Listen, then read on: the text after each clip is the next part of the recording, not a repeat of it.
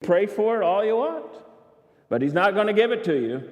But as we learned last week, he will give you the opportunity to be patient. We also learned that patience is not a passive waiting or a gentle tolerance. And just because someone is passive, and there might be an introvert, does not mean they are patient. And just because someone tolerates something gently does not mean they are patient. See, patience is a willful decision to suffer joyfully. To suffer joyfully. Thank you. While the other person seemingly gets their way. How do we get patience? Well, number one, think on how patient God is with you. My wife knows me the best. She's a really patient person. Husbands, that's just true. Isn't that true of our wives? They're very patient. Bam! You got him, didn't he? Isn't that awesome? That's the greatest scene ever. But what a beautiful picture of Jesus' gentleness. By law, the woman deserved to be stoned. And he said to them, whoever has never sinned, throw the first stone. Folks, Jesus could have thrown the stone. He has never sinned. He could have threw that stone. He is the only one who could have thrown that stone because he had never sinned.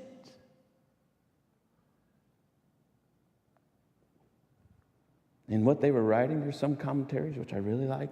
They said he was writing in the sand, in the dirt, some of the names who she had slept with. I would love if that was true.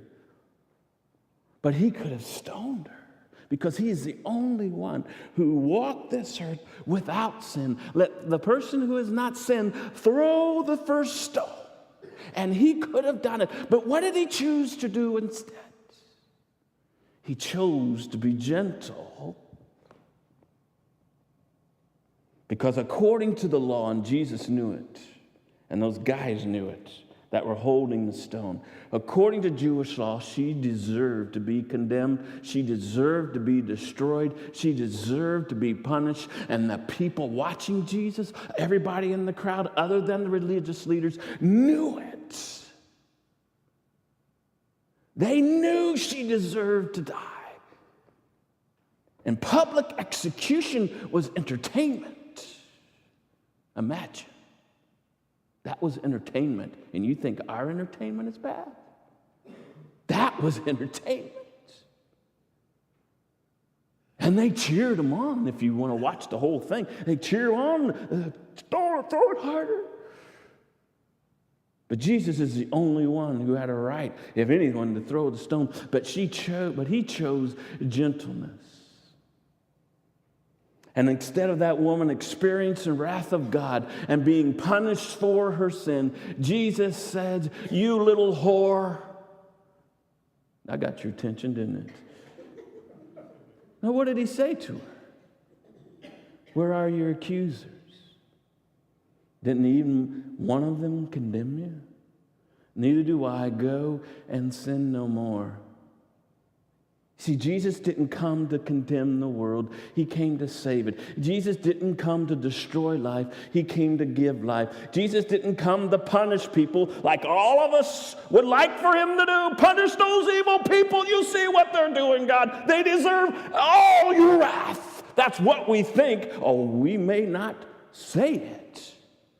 You watch TV and say, "Man, I'm so glad they put him in the death chamber. I'm so glad they found him guilty." And we get angry at those who slip through the law, don't we? Come on now. We do. But Jesus didn't come to punish people. He came to give people purpose. And if we are honest and we examine our heart, we want God to punish that sin. We want him to do it so we can see it, don't we? You know, you've done it. I've done it. You see somebody pulled over with a ticket. What do you say? Well, that's not me. We're just as guilty as they are. We just didn't get caught. Right? Doesn't make a difference if you get caught or not. You're still guilty. And that's what I do. I think, man, Lord, thank you that they got caught. You know, when you're going 80 in a 55. Yeah, I do that. I'm confessing my sin before God and you. Only when I'm in a hurry. See how I justified that?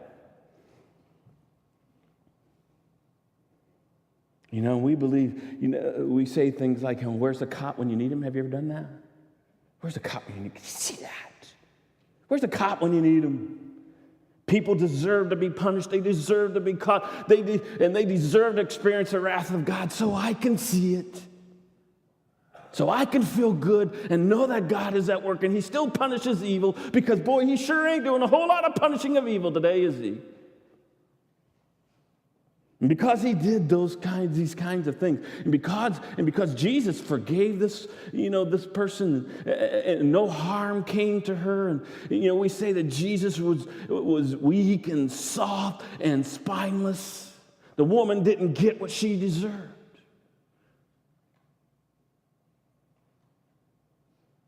But boy, if you watch Jesus and you study the life of Jesus, Jesus was strength under control.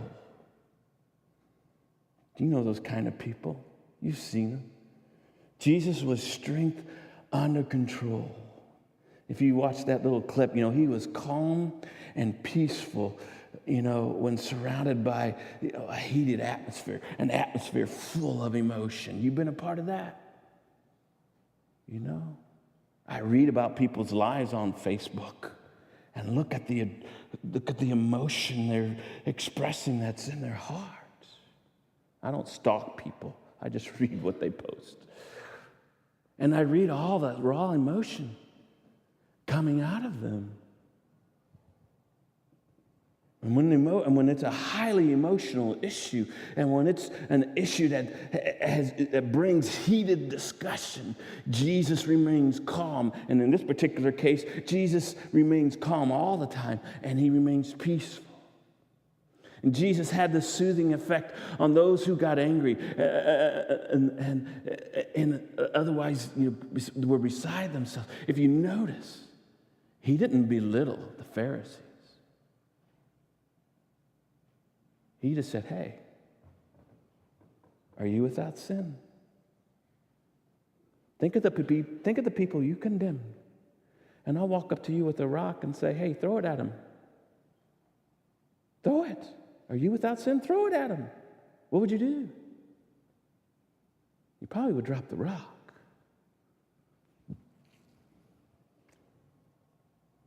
But he had a soothing effect. And he possessed a tact and a gracious courtesy that caused others to regain their confidence and dignity. In some clips I've watched on that, the woman walks away full of joy. And full of emotion and a new love. God had done something in that moment, and it was something she had never experienced before. See, men abused her. They took advantage of her. She didn't love any of the men she had sex with. She did it because that's all she knew how to do. At least that's my take. But Jesus comes along and shows her something different, shows her a gentleness. Well, let's look at gentleness. Gentleness is never a false modesty, a self-depreciation, or a spineless refusal to stand for anything. Gentleness is never a cowardly retreat from reality, which substitutes a passive selfishness for real gentleness and avoids trouble in ways that allow even greater trouble to develop. Neither is it a false humility that refuses to recognize God, that God has given us talents and abilities, or that refuses to use them for his glory. Folks, that is not gentleness. That's selfishness. But this is what gentleness is. Gentleness is a power under control and used to impact and influence the lives of others. Responding in gentle ways throws people off. Have you ever done that? When people get angry with you and you don't get angry back, they don't know what to do. Ever tried it? When somebody says something about you and to you that's derogatory in nature and demeans you, and you don't respond, do you know they eventually stop? Have you ever tried to teach your kids that? Don't pay attention to it. Don't listen to your brother or sister. Isn't that right, guys? They know. We said that over and over and over. Things get to us. And you know why? People do those things, don't you? They want you to respond. But if you walk away and not respond at all, or respond in a gentle way, it totally throws them off kilter, and they're the one who looks stupid. Because it's always the second person that gets caught.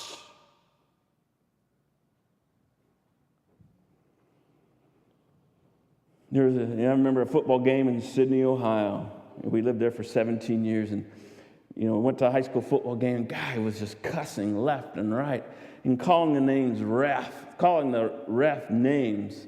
I never did any of those things. Jeez. Not the names he was calling them.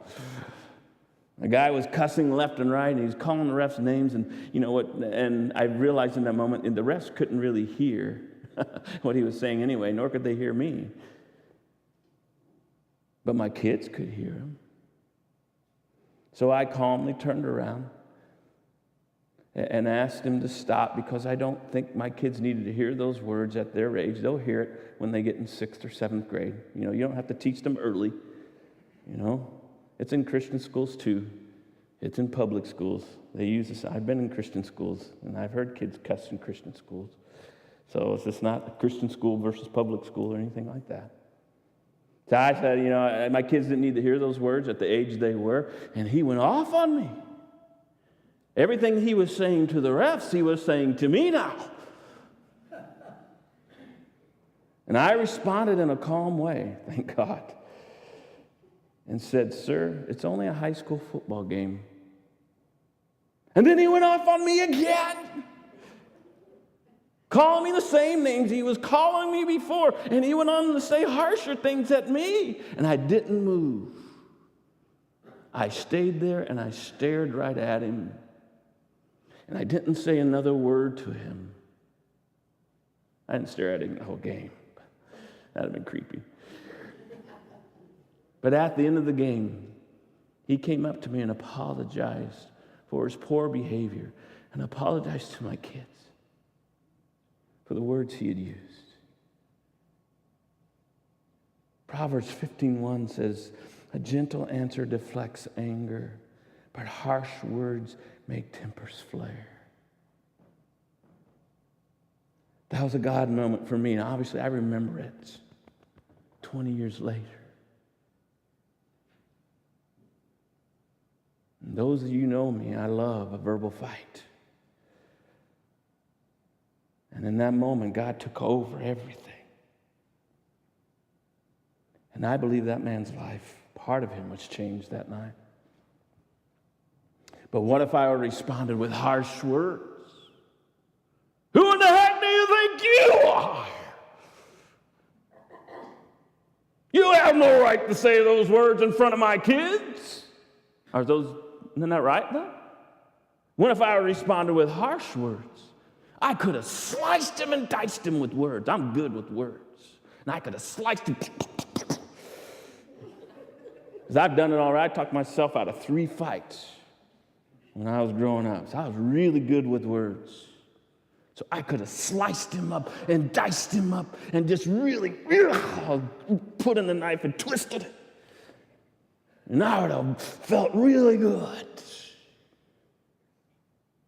If it had been a fist fight, though, because he was a big boy, if it had been a battle of the fists and fighting, I'd have been laying in the hospital, hoping my wife would come and get my kids. That's what happened. But a gentle answer deflected his anger, and it produced an apology. We both grew up that night. We both grew up that night. And Aristotle, who was a really smart Greek philosopher, describes gentleness as a halfway between excessive anger and indifference. And he felt that a gentle person could be angry at the right time and submissive at the right time. And probably the greatest example I know of, and I've read about and studied about, is, Abraham Lincoln. They called him Gentle Abe. They called him Honest Abe. He had all kinds of virtues. He was calm and peaceful during one of the most trying times in American history. He had a soothing effect on people when they met with him. He had a strength that was under control. He was viewed, if you read any of his critics, he was viewed as soft and spineless and weak. He wasn't Jesus, but he gives us a picture of a man who used his power to impact and influence both the people of the North and of the South. Brilliant. Because if that doesn't happen, some of you would have a Confederate flag. Woo! And some of you would have the American flag. My country, 'tis of thee. And we'd be sitting on opposite sides, still angry at each other. But because of his gentleness, because he spoke kindly to both sides, we live in a united state instead of a divided state. One historian called him hard as a rock and soft as a drifting fog. And his personal secretary and biographer, John Hay, wrote this. He says, one of the most tender and compassionate of men, he said of Lincoln. He was forced to give orders that cost thousands of lives. The awful responsibility resting on him as the protector of an imperiled republic kept him true to his duty, but could not make him unmindful of the intimate details of the vast sum of human misery involved in a civil war. And he was especially famous for pardons. And it was said of him that no man holding in his hands the key of life and death ever pardoned so many offenders so easily, said Indiana Congressman Schuyler Colfax. He was so famous for pardons that one general claimed the only way to avoid a Lincoln pardon was to shoot the guy first. Gentleness saved our nation. Do you think it'll save people? So how do you get gentleness? Some of you out there are just downright mean. How do you get gentleness? First of all, study the life of Jesus. One of the most gentle person who ever walked the earth. And Matthew 11:29 says, learn from me, for I am gentle and humble in heart. Okay, Jesus, teach us. What do we learn from this story, Jesus? This is what we learn from this story. Don't crush the wounded. Don't crush the wounded. The woman had been caught in the act of adultery, and according as the law, as we talked about, she deserved to be stoned and die. No one knew her background. No one knows her background. And there are a number of reasons why women choose to be prostitutes. I'm not going to try to fathom to figure it out. And I'm not going to pretend why she chose this lifestyle. Now, I do know that women were treated as second-class citizens. I do know that women were seen as objects in biblical times. And I'm guessing she lost hope. I'm guessing she lost respect for herself. She was wounded, and Jesus knew it. Because the world was destroying her.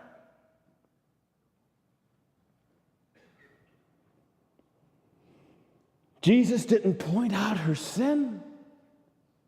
He didn't call her a whore. What did he say? Hey, look at these guys. Jesus didn't see her as a second-class citizen.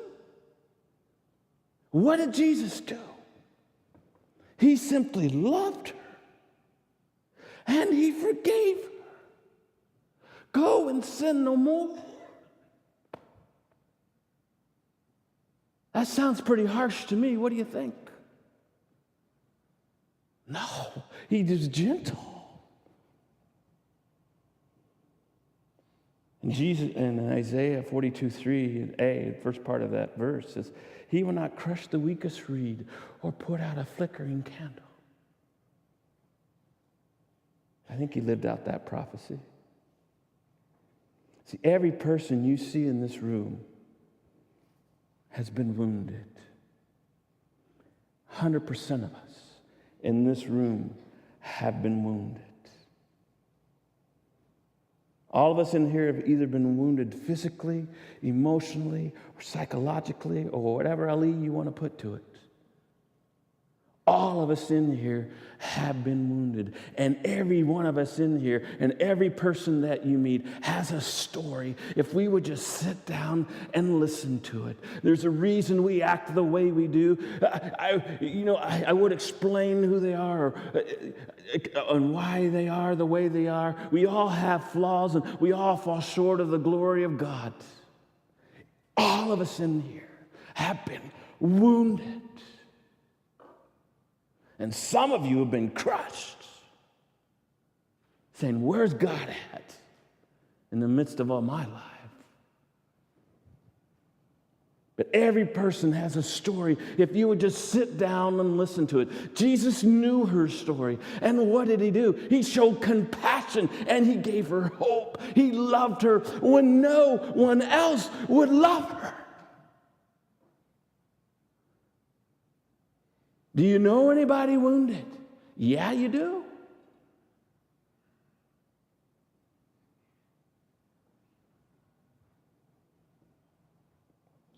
Jesus knew her story, and he still loved her.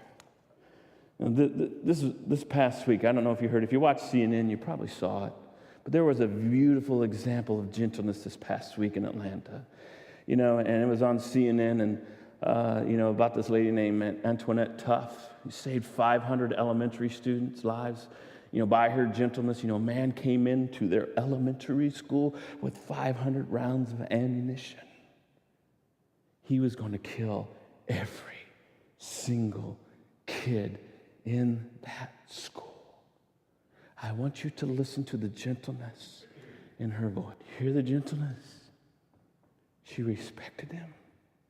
Gave him dignity. What is it that you want? He's got 500 rounds of ammunition.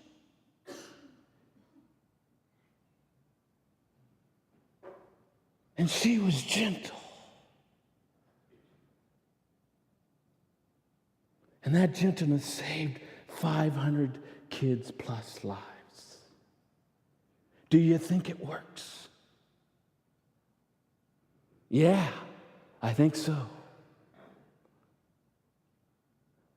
Evidence 1.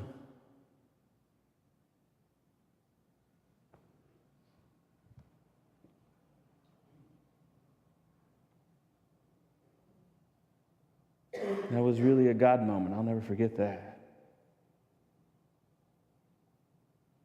Secondly, practice it. Be a living example. That is a living example. I don't know if she's a believer. I'm pretty sure she is. Did you hear what she said? She said, baby, I don't hate you. I love you. We've all made dumb decisions. I don't hate you. I love you. Well, what do you think it did in that man's heart? He put down the gun. He trusted her.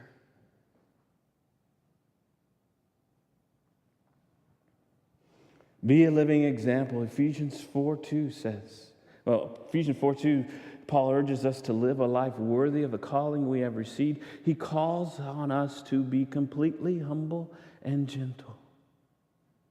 We are to be, and then just explain it, we are to be free of self-exaltation and fully submit to the will of God, both in our relationship to Him and our relationship with others. Take a day, here's the challenge, take a day and don't talk about yourself. Look to the interests of others. Take one day, and not talk about yourself, and totally serve other people in a gentle way. Even when they do you wrong, even when they don't appreciate it.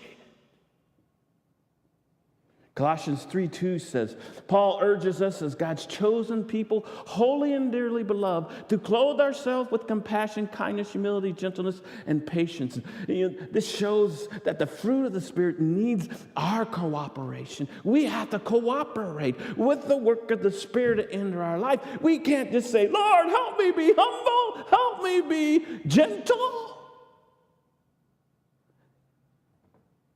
It's not going to happen unless you cooperate with the work of the Holy Spirit in your life. Do you see that?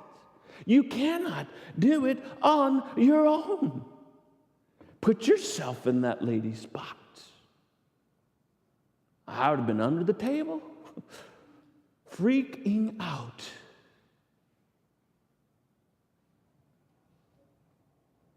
And take a day and put on gentleness.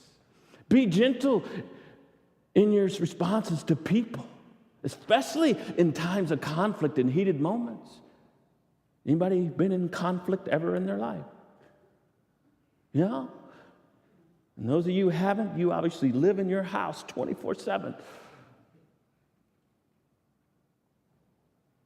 There's going to be conflict. Take a day and put on gentleness. Be gentle in your responses to people, especially in those times of conflict. Be gentle in your actions towards people. In other words, they flip you off. Say, hey, thank you for praying for me. Raise your hands to Jesus with one finger. Wow, that's awesome. You know, we point fingers at football games, don't we? It's just one over. Be gentle in your actions towards people. Be gentle with your kids when they mess up. Wow. Remember when you messed up as a kid? Grandparents, remember when you messed up as a kid? Be gentle. Be gentle with your spouse when they aren't acting the way you want them to do or doing what you've asked you want them to do. Be gentle. Take a day and do those things.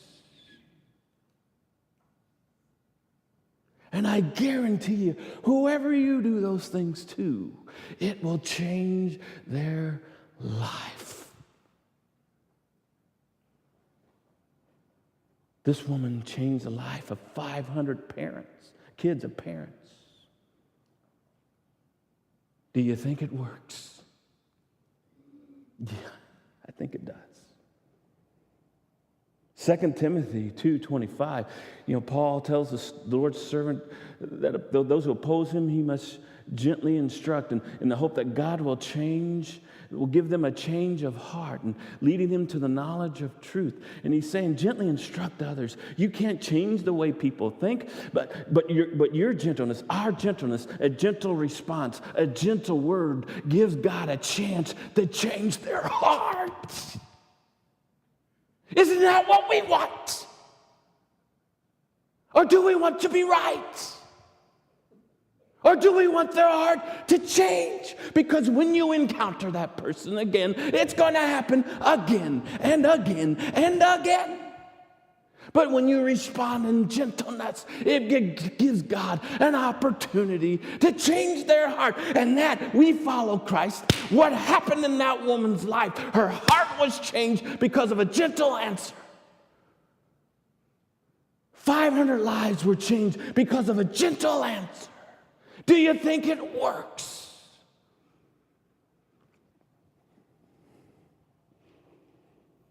Titus 3:2 reminds us to be ready to do whatever is good, to slander no one, to be peaceable, that's not quarrelsome, to be considerate, and to show true humble gentleness towards everyone. It includes the idea of the ideas of springing to the help of those in need and keeping our feelings under control even when they don't appreciate it. They don't appreciate what I do. God doesn't give a rip if they appreciate it. We are called to be gentle.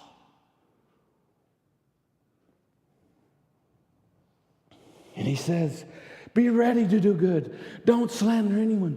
Be peaceable. Be gentle towards everyone. Why? Because God will get a chance to change their hearts. Wow. You get to be a part of it. Wow. Obviously not excited as I am. When a heart is changed, does that not put an enthusiasm inside of you that is uncontrollable? Yes, it does. Try it.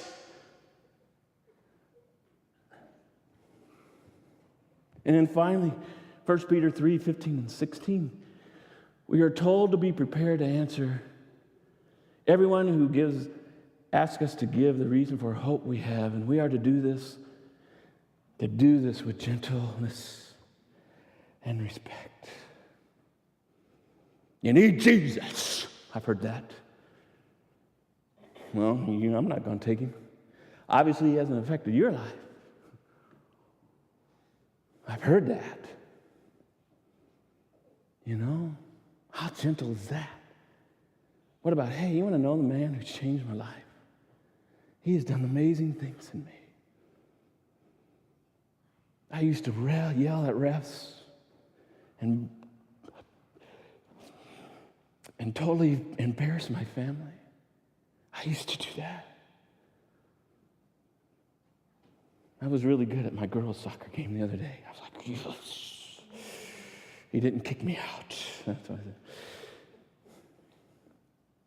He responded to me with gentleness. But God is doing a work inside of me. And he had to show me that I was embarrassing my kids.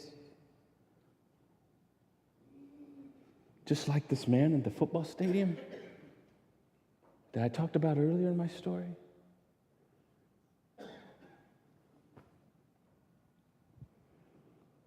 We can't manufacture gentleness. It's something that has to be learned and practiced. We need to be taught how to be gentle. Every frustration, every impatient moment, every conflict you experience is an opportunity to practice gentleness. And when you get this, if you don't get anything else out of the last 30 minutes, when you are gentle with others, get this, when you are gentle with others, it gives God the opportunity to change their hearts. Remember that phrase. When you are gentle, when you're in the midst of a heated, emotional thing going on, a gentle response, a gentle action gives God the opportunity to change their heart. God needs gentle people. Just like this woman faced in the heat, facing death. God needs gentle people. Will you be one of them?